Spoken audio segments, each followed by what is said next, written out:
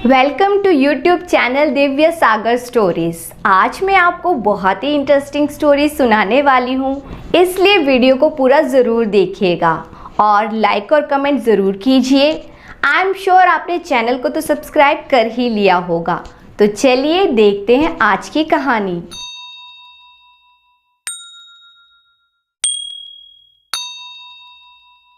एक बूढ़ा जिसका नाम रज्जू था अपनी बूढ़ी पत्नी लीला के साथ रहता था। उनकी एक भी संतान नहीं थी। उनका परिवार अत्यंत गरीब था। उनके पास खेती बाड़ी जमीन कुछ भी नहीं था। एक दिन रज्जू ने सुबह सुबह अपने हाथ में कुल्हाड़ी ली और लकड़ी काटने जंगल की ओर चल पड़ा।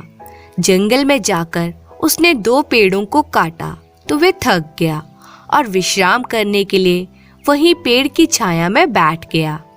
उसी समय करीब कुछ बंदर उसके पास आकर इकट्ठे हो गए। बंदरों ने आकर उस बूढ़े से पूछा, क्यों दादा, आप थक गए हो क्या? उस बूढ़े ने कहा, हाँ मैं थक गया हूँ। फिर बंदरों ने पूछा, दादा आप लकड़ी काट रहे थे क्या? बूढ़े ने कहा, हाँ मैं लकड़ी काट रहा था। बंदरों ने पूछा, तुम लकड़ी क्यों काट रहे थे? तो रज्जू ने कहा, मेरा विचार खेत की बाड़ी तैयार करने का है। जब बंदरों ने रज्जू की यह बात सुनी तो बंदरों ने उसकी कुल्हाड़ी ली और जंगल की ओर भाग गए। कुछ समय बाद बंदरों ने ढेर सारी लकड़ी काट कर उस बूढ़े के पास लाकर रख दी। इसके बाद सभी बंदर जंगल की ओर भाग गए। रज्जू भी लकड़ियों को वहीं छोड़कर अपने घर की ओर चला गया। 1 सप्ताह बाद जब सभी लकड़ियां सूख गई तो एक दिन रज्जू अपने खेत में आया और उन लकड़ियों को छोटे छोटे टुकड़ों में काटा और पूरे खेत में फैलाने लगा। काम करते करते रज्जू काफी थक गया और फिर वह एक पेड़ की छाया में बैठ गया। कुछ समय बाद फिर से वही बंदरों की फौज उस बूढ़े के पास आ गई और उसकी कुल्हाड़ी लेकर उन लकड़ियों के छोटे छोटे टुकड़े कर दिए। उन लकड़ियों को पूरे खेत में फैला दिया। इसके बाद रज्जू ने पूरे खेत में पड़ी सूखी लकड़ियों में आग लगा दी। इसके बाद सभी बंदर जंगल की ओर भाग गए और वह बूढ़ा अपने घर आ गया। जब बरसात आई तब पूरे खेत में पानी आ गया। फिर एक दिन रज्जू एक टोकरी में धान के बीज रखकर अपने खेत में गया और उसने पूरे खेत की राख में धान के बीज बो दिए। कुछ दिनों बाद उसके खेत में पड़े धान के बीजों में अंकुर निकल आए। तब एक दिन रज्जू अपने खेत में आया और उसने अपने खेत के चारों ओर ऊपर नीचे कटीले कांटों की बाड़ी बना दी। रज्जू ने अपने खेत को चारों तरफ से ऐसे घेरा किया कि कहीं से एक चूहा या चिड़िया भी खेत के अंदर ना आ सके। इतना करके वह वापस अपने घर चला गया। कुछ दिनों बाद धान की फसल तैयार हो गई।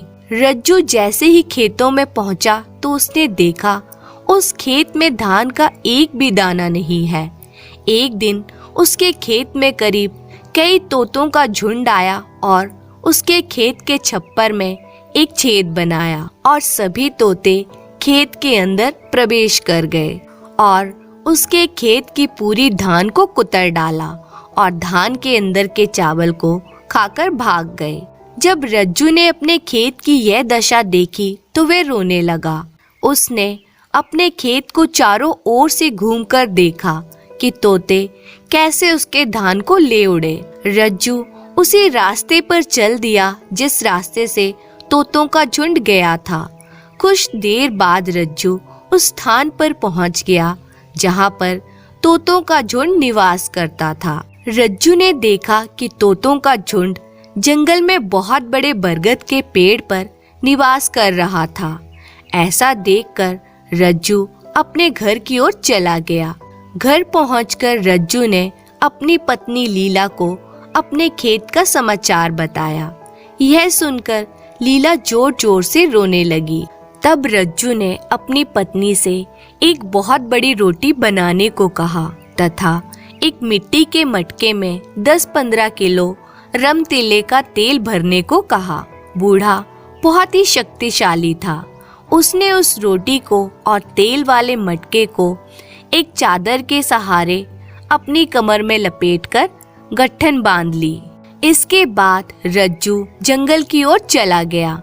वहां पर उसने थुआ के अनेक पेड़ों को काटकर उसका ढेर सारा दूध निकाला और उस थुआ के दूध को अपने साथ में लाए रमतिल्ले के तेल में मिला दिया, जिससे रज्जू ने पक्षियों को पकड़ने के लिए चोप तैयार कर लिया। इसके बाद रज्जू उसी विशाल बरगद के पेड़ के पास गया जहां पर तोतों का बसेरा था। उस समय उस बरगद पर एक भी तोता नहीं था। सभी तोते आसपास के खेतों में अनाज चुगने गए थे। रज्जू ने यह अच्छा अवसर देखा और वह उस बरगद के पेड़ पर चढ़ गया और बरगद के टहनियों में चौप लगा दिया। फिर रज्जू पेड़ से उतरकर नीचे आया और पास के पेड़ में जाकर छुपकर बैठ गया। शाम के समय तोतों का झुंड दाना चुगकर अपने बसेरे में लौटने लगे। सभी तोते बरगद के पेड़ के ऊपर आकर बैठने लगे। वे जैसे ही पेड़ की शाखाओं पर बैठते, उसी समय उनके पंख और पैर उन डालियों से चिपक जाते। थोड़ी ही देर में कई सारे तोते बरगद के पेड़ पर बैठे और चिपक कर लटक गए और कुछ देर बाद वे जमीन पर आकर गिर गए। कुछ समय बाद उन तोतों का राजा बुध्वसेन उस बरगद के पेड़ के पास उड़ते उड़ते आया और जैसे ही वे अपने घोंसले में जाकर बैठा, उसी समय उसके पंख और पैर उस चोप में चिपक गए। अब तोतों का राजा बुध्वसेन जोर जोर से चिल्लाने लगा। वह रो रो कर तड़फने लगा। कुछ देर बाद राजा बुध्वसेन फड़फड़ाता हुआ जमीन पर गिर गया। रज्जू ने तोतों के राजा बुध्वसेन को जमीन में फड़फड़ाते देखा तो उसने अपनी कुल्हाड़ी उठाई और उसके पीछे भागा और उसको पकड़ लिया। इसके बाद रज्जू ने राजा बुध्वसेन से पूछा, तुमने अपने साथियों के साथ मेरे धान के खेत की पूरी धान क्यों खा ली? इसकी सजा यह है कि मैं तुमको मृत्यु दंड दूंगा। तब बुध्वसेन ने कहा, बाबा तुम मुझे मत मारो, मैं तुम्हारे घर की रखवाली करूंगा। रज्जू ने उस तोतों के राजा की बात मान ली और उसे अपने घर लेकर आ गया। जब रज्जू घर में आया तो उसकी पत्नी ने उससे पूछा, क्या तुमने एक ही तोता पकड़ा है? दूसरे तोते कहाँ गए? रज्जू ने कहा, हाँ एक ही तोता पकड़ पाया, दूसरे तोते उड़ गए। रज्जू की पत्नी लीला बोली, मैं इस तोते को मार डालूंगी, इसने हमारे खेतों को बर्बाद कर दिया है, इसके कारण हम लोग दाने दाने के मोहताज हो गए हैं। तोतों के राजा बुध्वसेन ने उस बूढ़ी लीला से क्षमा याचना करके कहा, दादी मुझे मत मारो, मैं तुम्हारे घर की रखवाली करूंगा। तब उस बूढ़ी लीला ने सोचा, मेरा तो बाल बच्चा है नहीं, क्यों ना मैं इसकी अपने बच्चे की तरह पालन पोषण करूं। फिर लीला ने तोतों के राजा बुध्वसेन के लिए एक पिंजरा बनवाया और उसमें उसने तोतों के राजा बुध्वसेन को रख दिया। बूढ़ी लीला रोज उस तोते को सुबह शाम खाने के लिए चने की दाल और अच्छा अच्छा खाना देने लगी। तोतों का राजा बुध्वसेन सुखपूर्वक अपना जीवन व्यतीत करने लगा। रज्जू और लीला काफी कठिन जीवन व्यतीत कर रहे थे तो एक दिन तोते ने अपने मालिक रज्जू से कहा, बाबा मुझे इस प्रकार से पिंजरे में रखने से आपका कोई फायदा नहीं, आप मुझे किसी शहर में ले जाकर बेच दो जिससे आपको धन प्राप्त हो जाए। तब बूढ़े रज्जू ने बुध्वसेन से कहा, तुमने तो बहुत अच्छी बात कही है। उसी समय रज्जू ने अपनी पत्नी से एक बड़ी सी रोटी बनाने को कहा। उसकी पत्नी ने एक बड़ी रोटी तैयार कर दी। इसके बाद रज्जू रोटी और तोते के पिंजरे को अपने हाथ में रखकर शहर की ओर चला गया। रास्ते में उसको एक गाय चराने वाला अहीर मिला। जब उसने बूढ़े बाबा को तोता ले जाते हुए देखा और ये सुना कि वो पुकार रहा है, तोता ले लो, तोता ले लो, तो उसने उससे रोक कर पूछा, इस तोते का मूल्य क्या है? तुम इसको कितने में बेचोगे? तब बूढ़े रज्जू ने कहा, मैं मोल भाव करना नहीं जानता, तुम तोते से ही पूछ लो उसकी क्या कीमत है। अहीर ने तोते से पूछा, क्यों तोता जी, आपकी कीमत क्या है? तो तोते ने कहा, मेरी कीमत पूरे 1 लाख रुपए है। तब अहीर ने कहा, मेरे पशुगृह में दरियाई घोड़े, गाय, बैल, भैंस और हजारों बकरियां हैं। उन सभी की कीमत भी जोड़ी जाए तो 1 लाख रुपए नहीं होंगे, इसलिए मैं तुमको नहीं खरीद सकता। ऐसा सुनते ही बूढ़ा रज्जू दोबारा से पुकारने लगा, तोता ले लो, तोता ले लो, और वो और आगे बढ़ गया। रज्जू शाम के समय उस राज्य के राजमहल के सामने से गुजरा। उस राज्य के राजा ने रज्जू की आवाज सुनी तो उसने उसे अपने पास बुलाया और उससे पूछा, बाबा, आपने इस पिंजरे में तोता रखा है क्या? हाँ महाराज जी, इसमें तोता ही है। तब राजा ने उस तोते की कीमत पूछी तो रज्जू ने कहा, महाराज, मैं इसकी कीमत नहीं जानता, आप इस तोते से ही उसकी कीमत पूछ लें। राजा ने तोते से पूछा, तोता राम, आपकी कितनी कीमत है? तो तोते ने कहा, राजा जी, मेरी कीमत पूरे 1 लाख रुपए हैं। राजा जी ने उस बूढ़े रज्जू को तुरंत 1 लाख रुपए दे दिए। तब रज्जू ने 1 लाख रुपए लिए और अपने घर की ओर चल दिया। रज्जू ने उन 1 लाख रुपयों से गाय, बैल, भैंस, बकरियां, घोड़े सहित बहुत सारा सामान खरीदा और अपने घर वापस आ गया। अब वे बूढ़ा रज्जू बड़ा आदमी बन गया था। तो इस तरह वह तोता रज्जू के जीवन में आकर उसे खूब सुख संपत्ति प्रदान कर गया। तोतों का राजा बुद्धवसेन राजमहल में एक लोहे के पिंजरे में रहने लगा। उस राजा की 7 रानियां थी। राजा ने अपनी 7 रानियों को आदेश दिया कि प्रतिदिन एक रानी तोते को खाना देगी। उस राजा की 7 रानियों में 6 रानियों का स्वभाव अच्छा नहीं था। मात्र सबसे छोटी रानी का स्वभाव सबसे अच्छा था। तोता सभी रानियों के स्वभाव से परिचित हो गया था, इसलिए वे केवल सबसे छोटी रानी के हाथ से ही खाना खाता था। वह बुरे स्वभाव वाली 6 रानियों के हाथ से खाना नहीं खाता था।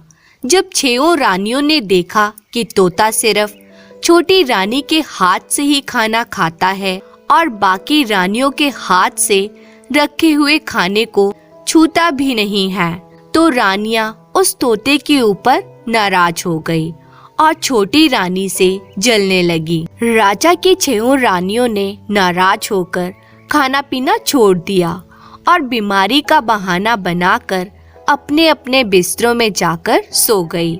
रानियों ने राजा से अपना इलाज कराने के लिए वैद्य को बुलाने के लिए कहा, परंतु राजा ये जानता था कि तोता उन रानियों के हाथ से खाना पीना नहीं खाता है, इसलिए वे नाराज होकर सो गई हैं।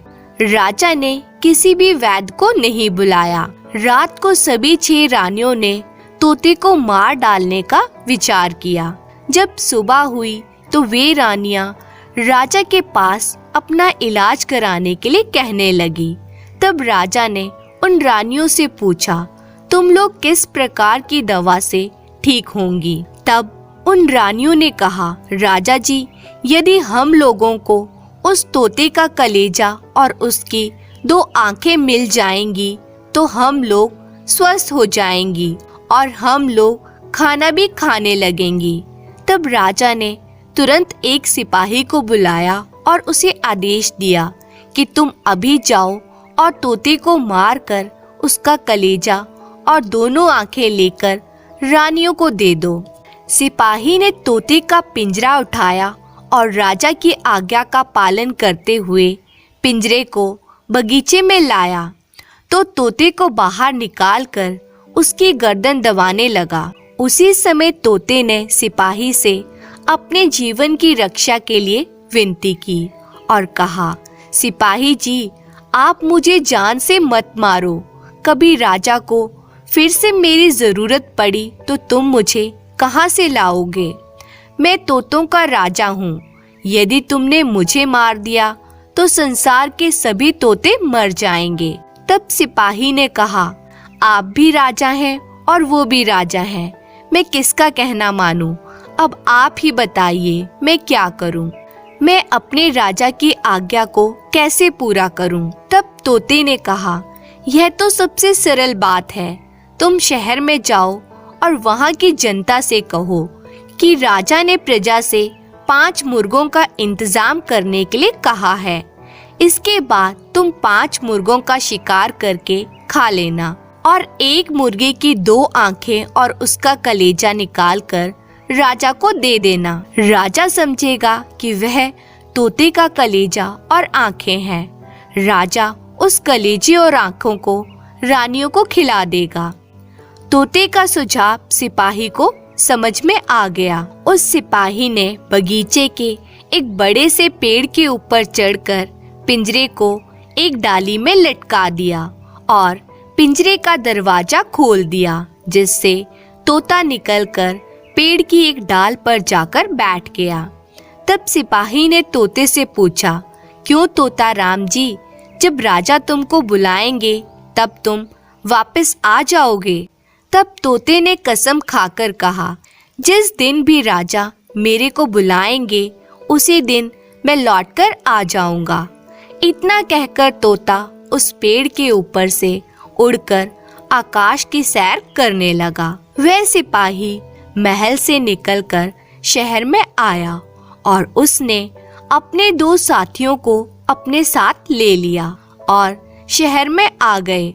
शहर में आकर उन सिपाहियों ने प्रजा के लोगों को इकट्ठा किया और कहा, राजा जी को 5 मुर्गों की जरूरत है। आप लोग तुरंत 5 मुर्गा लेकर दे दो। प्रजा ने जैसे ही यह आदेश सुना, उन्होंने उन सिपाहियों को 5 मुर्गे लाकर दे दिए। सिपाहियों ने अपने घर जाकर 4 मुर्गों को पकाया और छककर भोजन किया। इसके बाद 5वें मुर्गे का कलेजा और 2 आंखें निकालकर एक बर्तन में रखकर राजमहल की ओर चल दिए। सिपाही जैसे ही राजमहल पहुंचा, राजा ने पूछा, तुमने उस तोते को मार डाला कि नहीं? तब सिपाही ने कहा, जी महाराज, मैंने उस तोते को मार डाला है। यह रही उसकी 2 आंखें और कलेजा। राजा ने 2 आंखें और कलेजा ले जाकर उन 6 रानियों को दे दिया। छोटी रानी ने जैसे ही सुना कि 6 दुष्ट रानियों ने तोते की हत्या करवा दी है तो उसे बहुत दुख हुआ और दुख के कारण वे रोने लगी। परंतु 6 रानियां बहुत खुशी मना रही थी। जिस दिन से राजा ने तोते को महल से बाहर किया था, उस दिन से ही राजा के ऊपर मुसीबतें आने लगी। कुछ दिनों में ही राजा बहुत गरीब हो गया। राजमहल के बाग बगीचे सूख गए। उसके राजमहल का तालाब सूख गया। राजा ने अपनी रानियों की सुख सुविधाओं के लिए हीरे जवाहरात, सोना चांदी राज्य के सेठों को बेच दिया। एक दिन जब राजा बिल्कुल गरीब हो गया था और उसके पास खाने तक को अनाज नहीं था, तब एक दिन एक ब्राह्मण उसके पास आया और राजा से भिक्षा मांगने लगा। तो राजा ने कहा, बाबा, मेरे पास तो खुद ही खाने का एक दाना नहीं है, मैं आपको भिक्षा कहाँ से दूं? तब उस ब्राह्मण ने कहा, ऐसा कैसे हो सकता है? आप इतने बड़े राजा हो और आपके यहाँ खाने को नहीं है, ये सब कैसे हो गया? राजा ने कहा, मुझे खुद नहीं मालूम कि मैं अचानक इतना गरीब कैसे हो गया। उस ब्राह्मण ने अपनी पोथी निकाली जिसमें भूत भविष्य की जानकारी थी। ब्राह्मण उस पोथी को पढ़ने लगा। कुछ देर बाद ब्राह्मण ने बताया कि राजा जी, आपके घर में एक तोता था। जिस दिन से वह घर से बाहर गया है, उस दिन से आपको गरीबी ने आकर घेर लिया है। आप अपने उस तोते को फिर से बुला लो तो आपके दिन फिर से पहले जैसे हो जाएंगे। परंतु आपकी रानियों का स्वभाव बहुत खराब है। सिर्फ आपकी सबसे छोटी रानी का स्वभाव सबसे अच्छा है। राजा ने तुरंत अपने उसी सिपाही को बुलाया और कहा, तुम कहीं से भी उस तोते को लेकर आओ जिसको महल से ले गए थे। महाराज, मैं तोते को कहाँ से वापस लेकर आऊं? आपने तो उसे मरवा डाला है। तब राजा ने कहा, मैं कुछ नहीं जानता। तुम कहीं से भी उस तोते को वापस लेकर आओ। मुझे उस तोते की बहुत ज़रूरत है। यदि तुमने उस तोते को वापस नहीं लाया तो मैं दंड स्वरूप तुमको फांसी चढ़वा दूंगा।